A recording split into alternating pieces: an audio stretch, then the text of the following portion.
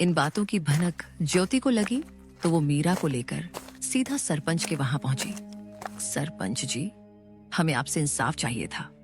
मेरे माँ बाबूजी की जमीन पर मेरे चाचा जबरदस्ती का दावा कर रहे हैं और आप लोग उनका साथ दे रहे हैं। मुझे आपसे यह उम्मीद नहीं थी। हम कोई अबला नहीं है, हम ऐसे चुप नहीं रहेंगे। सरपंच जी, ऐसे कैसे कोई भी आकर हमारी जमीन हड़प लेगा?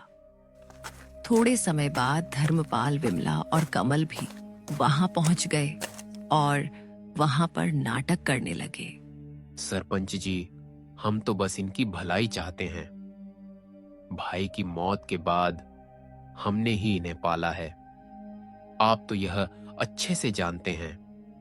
और अब जब लड़कियां बड़ी हो गई तो हमें बदनाम कर रही हैं। जरा सोचिए, क्या यही इंसानियत है? ज्योति बेटी, तुम्हारे चाचा तो ठीक कह रहे हैं। तुम लोग तो एक ही परिवार के हो। परिवार के बीच यह झगड़ा क्यों? वैसे भी सरकारी कागजात के हिसाब से तुम्हारी जमीन में इनका भी हक है। ऐसे कैसे सरपंच जी?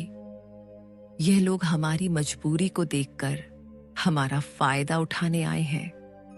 यह कोई परिवार नहीं है, ये बस जमीन के लालच में परिवार होने का दिखावा कर रहे हैं।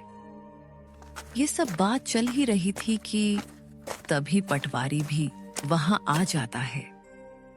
हरिश्चंद्र की जमीन कानूनी तौर पर सिर्फ उनकी नहीं है, इसमें उनका भाई धर्मपाल का भी हिस्सा है। ऐसे कैसे? तुम लोग तो बस कागजात के बारे में बोल रहे हो, लेकिन क्या सबूत है कि हमारी जमीन का चाचा जी भी हिस्सेदार है? हाँ, ज्योति बिटिया बात तो सही कह रही है। तुम लोग कुछ पुख्ता सबूत भी पेश करो, तब जाके मैं पंचायत बुलाकर सही फैसला ले पाऊंगा। सरपंच के मुंह से यह सुनने के बाद धर्मपाल, विमला और कमल थोड़ा हताश जैसे नजर आए और वे लोग वहां से निकल गए। अरे पटवारी, तुम किसका इंतजार कर रहे हो? तुमको नहीं जाना उनके पीछे पीछे?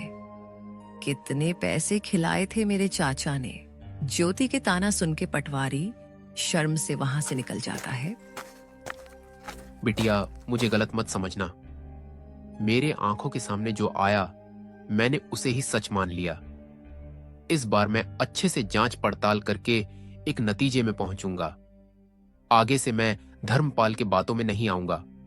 और वे लोग तुम दोनों की मजबूरी का फायदा उठाना चाहते हैं तो मैं तुम लोगों को न्याय और उन लोगों को कड़ी सजा दूंगा। सरपंच के मुंह से यह सुन के दोनों ने थोड़े राहत की सांस ली और थोड़ा शक, थोड़े खुशी के साथ घर लौटे। रात होते ही दोनों बहनें फिर से चारपाई में बैठ के बात करने लगते हैं। दीदी, आपको क्या लगता है कि हमारी जमीन हमारे पास रहेगी या फिर हमारे कपटी चाचा चाची को मिलेगी? हाँ मीरा, मैं भी वही सोच रही हूँ। उन लोगों का कोई भरोसा नहीं। वे लोग इतने लालची हैं कि हमारे साथ कुछ भी कर सकते हैं। माँ बाबूजी के जाने के बाद उन लोगों ने अपना असली रंग दिखना शुरू कर दिया है। यही सब चिंता में दोनों बहनों ने मुश्किल से अपनी रात काटी। गांव की हवाओं में हल्की सरसराहट थी। आसमान में बादल थे पर बारिश का कोई नाम ओ निशान नहीं। लेकिन ज्योति और मीरा के मन में बहुत कुछ उमड़ रहा था, जैसे भीतर कोई तूफान उठ रहा हो। घर का आंगन सूना था और बहनों के चेहरों पर चिंता की लकीरें साफ झलक रही थीं। दीदी, आज खेत चलें क्या? वो जो पिछली बार की सब्जियां बची थी, कहीं किसी जानवर ने नुकसान तो नहीं कर दिया होगा? कभी कभी किसी की गाय बकरी आ जाती है और पूरा नुकसान कर देती है। हाँ मीरा, चलो, खेत को देखने से मन भी हल्का हो जाता है। और बाकी बची हुई सब्जियां बेचने के लायक हो गई कि नहीं, साथ में देख लेंगे। लेकिन मुझे एक बात को लेके चिंता है। गाय बकरी का तो पता नहीं, बस कोई इंसान हमारे खेत को नुकसान ना पहुंचाए। वैसे भी हमारे अपने ही हमारे जमीन पर बुरी नजर डाले हुए हैं। दोनों बहनें खेत की ओर चल पड़ी। रास्ते में पेड़ों की छाव थी और चिड़िया की सहल पहल। रास्ते में पेड़ों की छाव थी और चिड़िया की सहल पहल। जैसे ही दोनों खेत के पास पहुंची, मीरा ने दूर से किसी की परछाई देखी। दीदी, वह देखो, वह कमल ही है ना? कमल उनके सामने खड़ा हो गया, आंखों में गुस्सा, चेहरे पर घमंड। वो वहीं दोनों बहनों का रास्ता रोककर उनसे बात करने लगा। बहुत घमंड आ गया है तुम दोनों में। पहले जब हम साथ में रहते थे तब तुम दोनों बहुत मासूम बनने का नाटक कर रहे थे और तो और जुबान भी नहीं खोलते थे, लेकिन अब जैसे गांव की मालकिन बन गई हो तुम लोग। कमल भैया, हमने किसी से कुछ छीना नहीं है, बस जो हमारा हक था वही लिया है। हम आज भी किसी से बैर नहीं रखते और ना ही पहले किसी से मेहरबानी ली थे। तुम लोगों को लगता है कि इतनी आसानी से सब कुछ ले लोगी। ये सब मेरे बाबा की जमीन है। पहले तो प्यार से हमारे साथ रहने को बोल रहे थे तुम लोगों से, लेकिन अब देखना, एक एक चीज छीन लूंगा तुमसे। तुम दोनों को ऐसा सबक सिखाऊंगा कि जिंदगी भर याद रहेगा। मीरा कमल की धमकी से थोड़ा डर गई और डरते हुए ज्योति से बोली, दीदी, इसने फिर धमकी दी है। आप कुछ बोलो ना, ऐसे कैसे ये हमसे सब कुछ छीन लेगा? बहुत हो गया मीरा, कोई जरूरत नहीं इसके साथ झगड़ा करने की। मैं भी देखती हूँ कौन हमसे क्या छीन लेता है। और हाँ कमल, तुम यहाँ से चले जाओ, नहीं तो हम पंचायत में जाकर बोल देंगे कि तुम हमें अकेले देख धमकी दे रहे हो।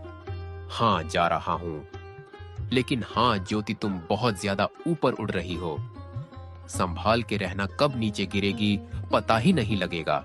ऐसे ही कमल दोनों को धमकी देकर वहां से चला जाता है।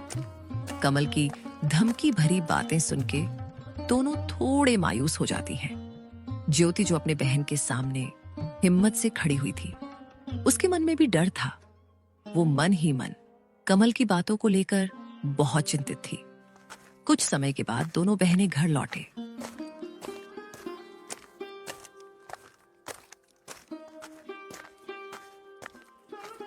घर लौटकर दोनों बहनें चिंता में डूबे हुए थे। रोज की धमकी और षड्यंत्र ने दोनों के जीवन में बहुत सारे चिंता और दुख ला दिया था। दीदी, ये लोग हमारे पीछे क्यों पड़े हुए हैं? हमने किसी का क्या बिगाड़ा है? हमारे चाचा के पास तो सब कुछ है, वो लोग हमसे अच्छी जिंदगी जी रहे हैं, फिर भी वे लोग हमारा जमीन हड़पना चाहते हैं। इंसान की लालच कभी खत्म नहीं होती मीरा। भले ही इंसान के पास सब कुछ हो, फिर भी इंसान और चाह के लालच में या तो दूसरे का नुकसान करते हैं या फिर अपनों का ही नुकसान करते हैं। हम तो इनके खिलाफ कोई बड़ी कदम भी नहीं रख सकते। उनके कर्मों का फल उन्हें भगवान जरूर देंगे। ऐसे ही कुछ दिन बीत जाते हैं। एक दिन अचानक धर्मपाल के चावल के मिल में किसी कारण आग लग जाती है। जब दोनों बाप बेटे को यह खबर मिली तो वे दौड़ते हुए वहां पहुंचे।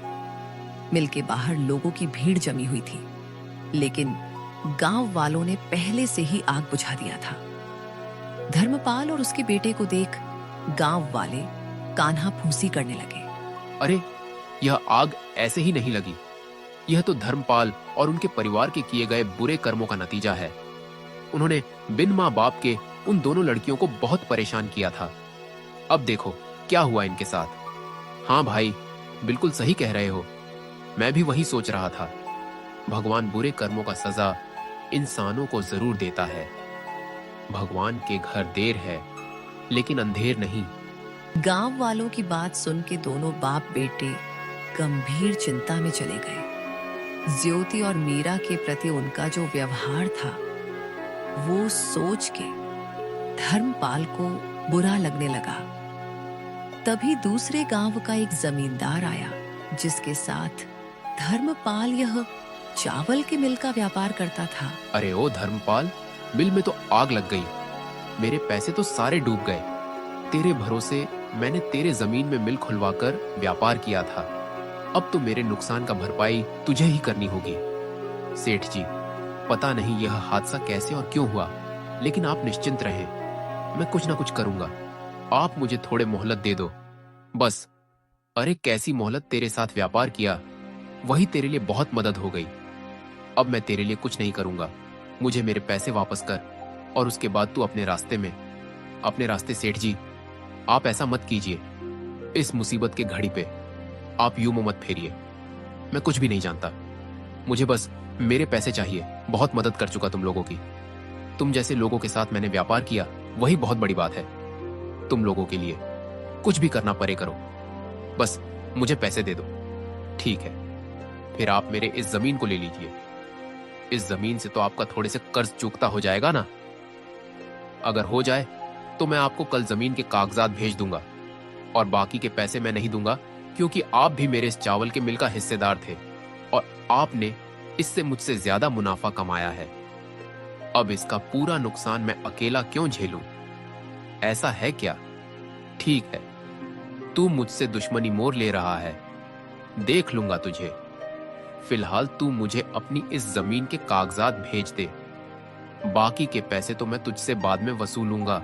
जमींदार से यह सुनने के बाद दोनों बाप बेटे हताशा और गुस्से में वहां से घर निकल जाते हैं।